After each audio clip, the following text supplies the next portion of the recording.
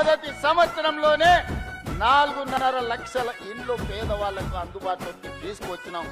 మళ్ళీ ఏప్రిల్ తర్వాత 2వ విడత కూడా పేదవాళ్లకు ఇందిరమ్మ ఇల్లు ఇచ్చే బాధ్యత, ముఖ్యంగా పట్టణ ప్రాంతాలలో ఉన్న పేదలకు కూడా ఇల్లు ఇచ్చే బాధ్యత కాంగ్రెస్ పార్టీ తీసుకుంటుంది.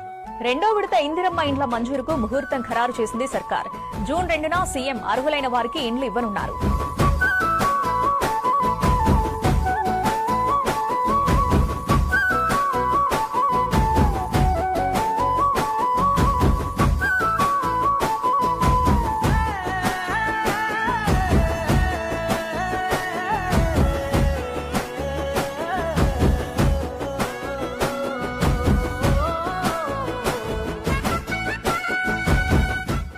మాకు చాలా ఇబ్బంది ఉండే ఇండ్ల గురించి.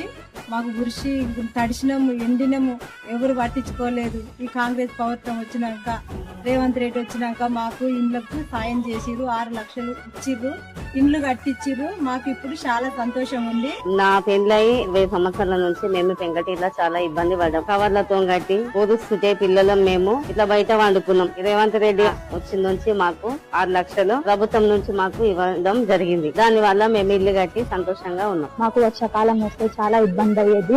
మేము ఇల్లు కట్టుకుంటామో లేదు అని చాలా అనుకునే వాళ్ళం. గవర్నమెంట్ కాంగ్రెస్ వచ్చినప్పుడు ఇందిరమ్మ ఇల్లు ఇచ్చింది. మాకు చాలా సంతోషకరంగా ఉంది.